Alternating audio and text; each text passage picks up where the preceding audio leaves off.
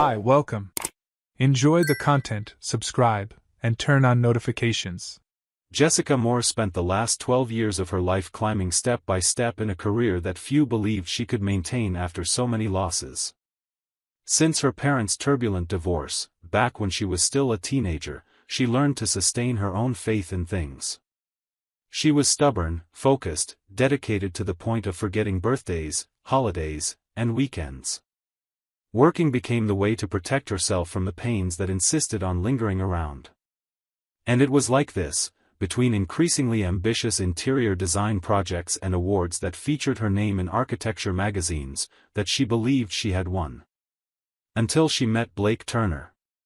He appeared at a time when Jessica no longer remembered what it felt like to truly rest. Blake seemed to bring balance. Intelligent, successful, with a sharp sense of humor and that kind of look that makes you feel unique. Within a few months, they were living together. And in less than 2 years, they were already talking about marriage. Jessica, who had always been skeptical about happily ever after, found herself wrapped up in a promise of future that seemed, for the first time, reliable. She had found someone with whom she could share her life, and that comforted her more than any award or contract. But just 11 days before the wedding, when the flowers were already ordered, the invitations sent, and the honeymoon paid for, Jessica discovered that Blake had been having an affair with a co-worker for months. The betrayal wasn't just a broken trust, it was an internal earthquake. She questioned everything, her criteria, her instincts, her ability to recognize true love. She felt ashamed with friends, family, and even with herself. She felt ridiculous for believing so much, for defending someone who lied so easily. She decided to leave Chicago without looking back. Not on impulse, but because she realized that if she stayed, she would spend the next few years stuck in memories that hurt. Seattle seemed far enough, different enough. There, she started over. Bought a small apartment, reorganized her portfolio, and dove into work, this time with more strategy and less urgency. But fate, as always, likes to play with time. And it was during an art exhibition, which she almost decided not to attend, that she met Adam Keller. It was Denise who introduced them. She had been a client of Jessica's in an interior design project months earlier and insisted that she go to the event. Said she wanted to introduce her to her nephew, a prize-winning landscape architect who was passing through Seattle for a lecture. Jessica, still hurt and cautious, went only out of politeness. But Adam was different from any man she had ever met. He had a way of listening with genuine attention. He spoke about plants as if he were speaking about people. He was involved in sustainability and urban reforestation projects, but what caught her attention most was his genuine enthusiasm when he talked about each of these works. There was something serene about him, something that contrasted with the intensity of Blake. The connection between them was so spontaneous that, before they even realized it, they were exchanging messages every day. They began meeting frequently, casual lunches that turned into long dinners. He showed her the behind-the-scenes of his park projects, and she took him to see the interiors she designed. In 3 months, they were living together. And it was exactly on the day their time together reached that Adam surprised her with an old ring from his family. He said he wanted to share not just a house, but life with her. Jessica, with tears in her eyes, said yes without hesitation. Over the years, they built something solid. It wasn't perfect, but it was real. They shared breakfast in silence on busy days and talked for hours when they had time. They argued when they disagreed, but learned to give in. They traveled less than they would have liked, but managed to turn even a trip to the grocery store into something light. Jessica felt that she had finally found a home. With him, she could breathe.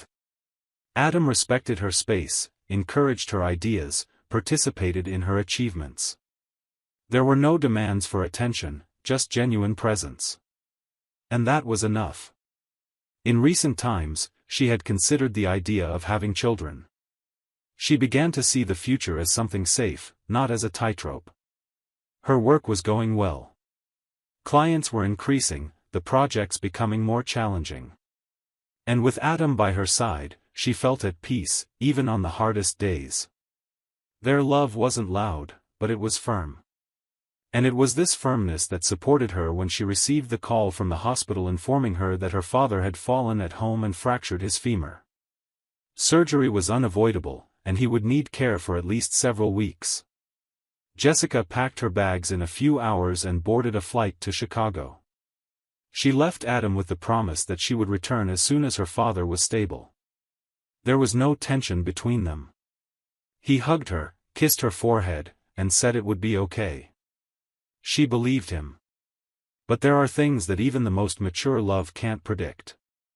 And sometimes, what seems buried long ago finds a way to resurface exactly where we least want to return. Jessica's plan was to stay in Chicago for 2 weeks, maybe 3, just the time necessary to help her father recover from surgery. She was determined to keep everything under control: medications, appointments, physical therapy, diet. Meanwhile, she remained connected with Adam, exchanging messages and video calls almost every day.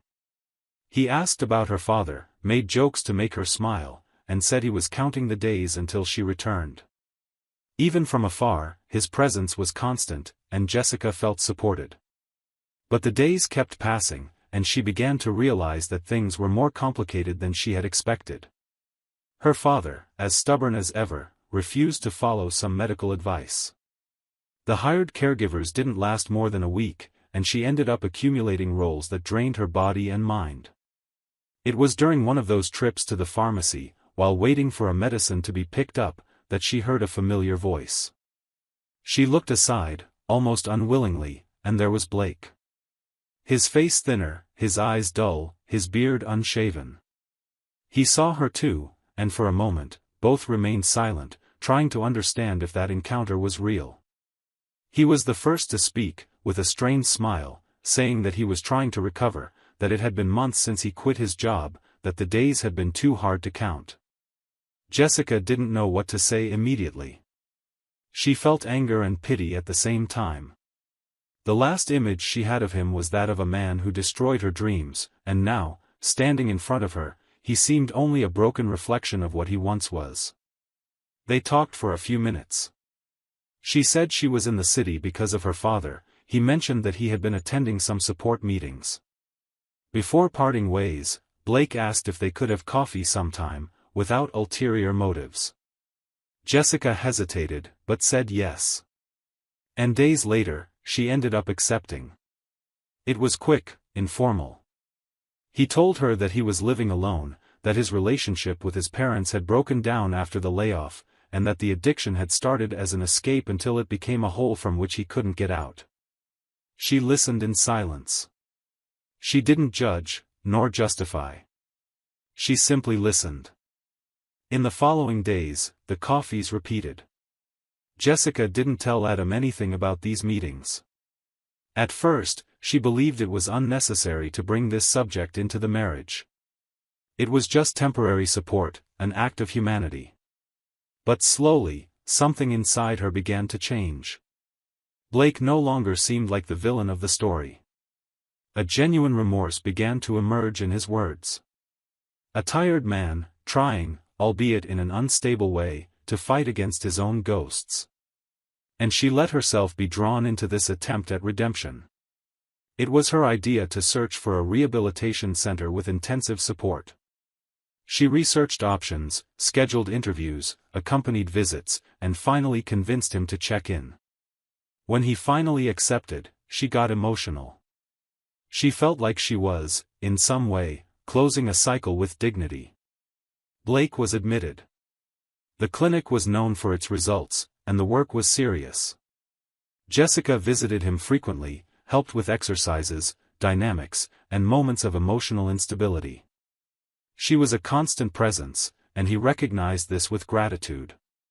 The professionals at the clinic saw her as an essential support in the process. And despite everything they had gone through in the past, Jessica dedicated herself sincerely. She told herself that there were no ulterior motives, that she was there as a friend, as someone who understood the other person's pain. But it only took observing the looks between the two of them to notice that there was more than empathy. On the anniversary of her marriage to Adam, she woke up early, helped her father with his routine, and headed toward the clinic. She didn't inform Adam about the visit. In her mind, a call at the end of the day would be enough to compensate. She brought some books, snacks, and spent a large part of the afternoon chatting with Blake. He was more cheerful, said he had dreamed of a time when the two of them were still together, free of the mistakes that destroyed the past. Jessica smiled without knowing how to respond. At one point, he cried. He said he didn't feel worthy of having been loved by her. That, despite all he caused, he still remembered the way she used to look at him. She leaned closer, placed her hand over his, and hugged him. A long hug, loaded with memories, regrets, silent forgiveness. A hug that wasn't just an act of support, it was a goodbye to everything that once existed between them and that, for a second, seemed to want to revive. What Jessica never imagined was that Adam had decided to surprise her on that day. He boarded early, thinking about how special it would be to show up unexpectedly on their wedding anniversary, even from a distance.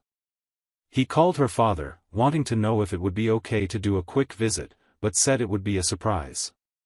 Her father answered politely, but said that Jessica wasn't there, that she had left early to visit a friend hospitalized in a rehabilitation clinic. That was what she had told him. Adam, curious, asked which clinic it was, saying he wanted to personally deliver the flowers to brighten her afternoon. Without suspecting anything, her father gave him the address. Adam thanked him, excited about the idea of an intimate, beautiful, meaningful moment.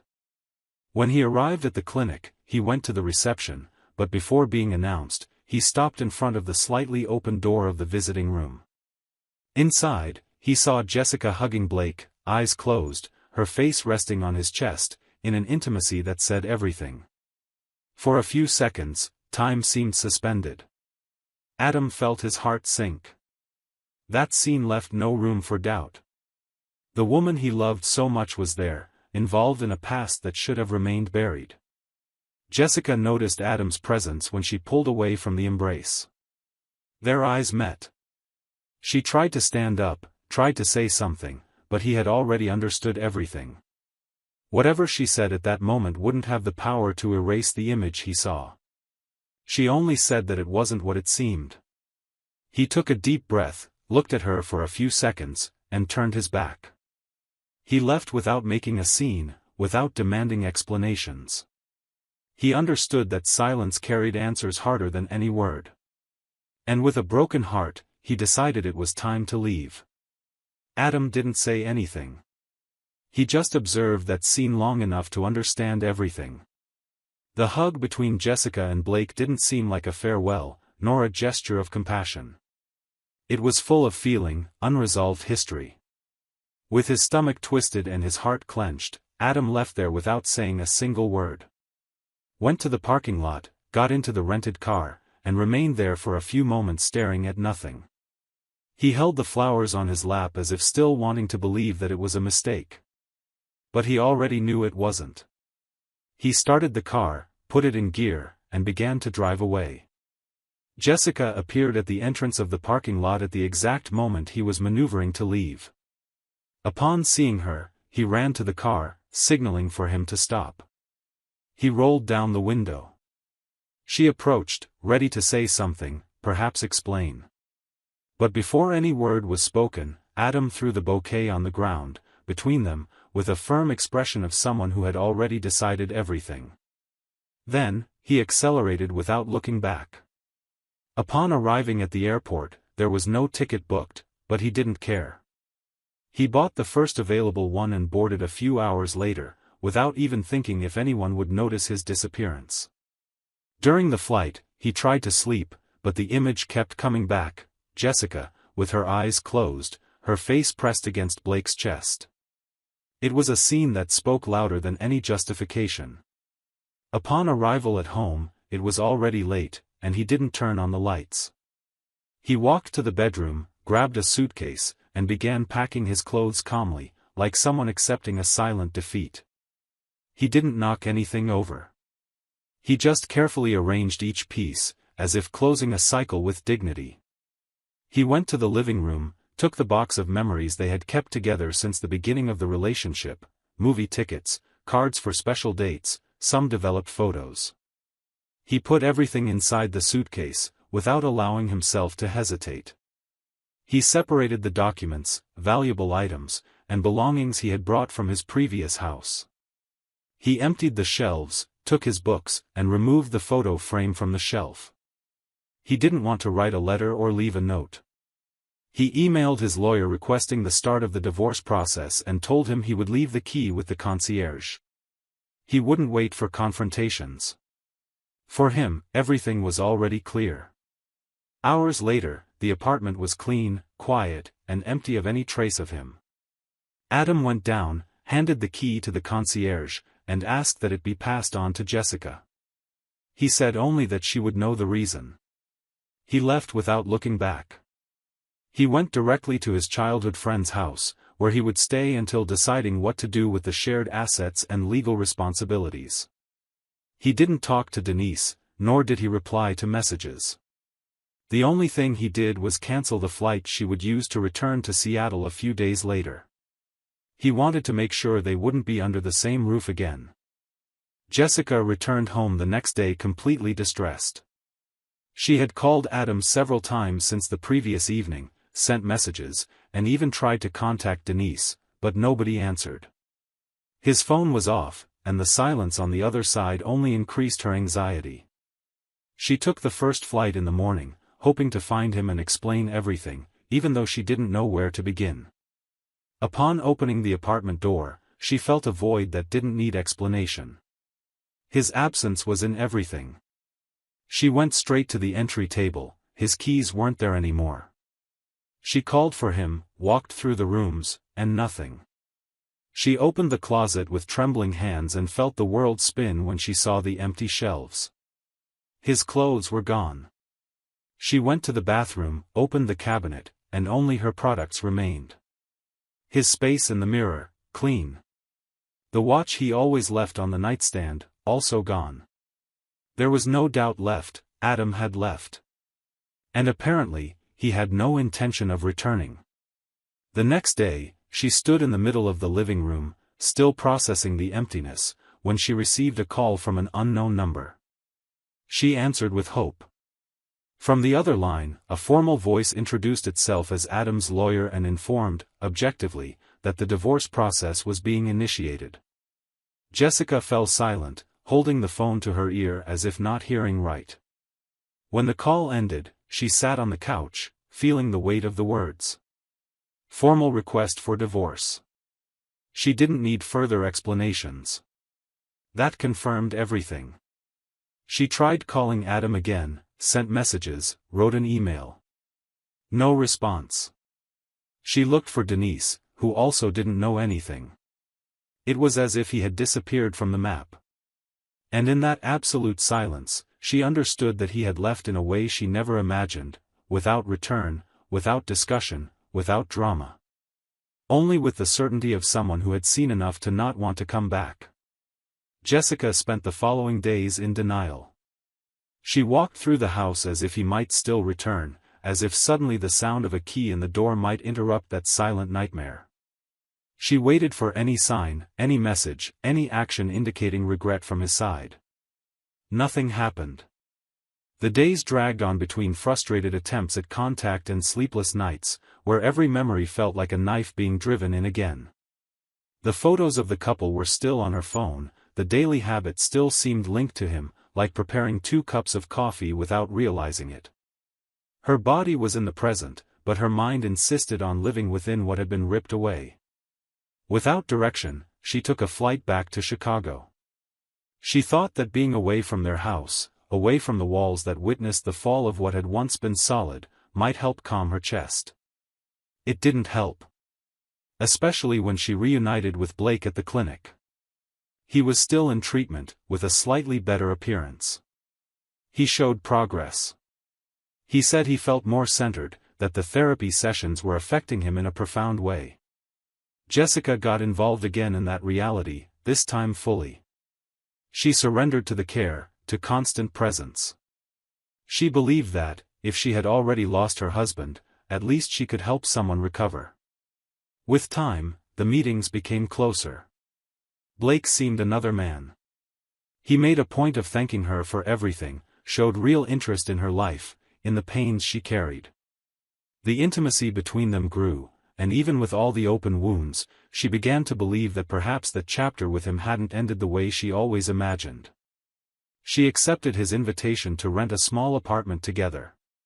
She told herself it was for practicality, for economy, since he had no one else to rely on and she still spent part of her days by his side.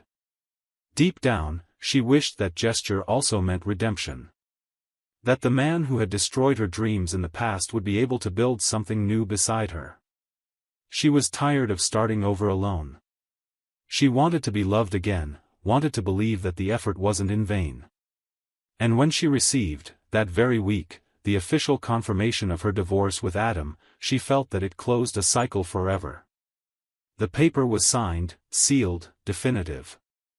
Around the same time, Blake was released from rehab. The doctor said he had shown significant progress and that, with emotional support and discipline, he could move forward.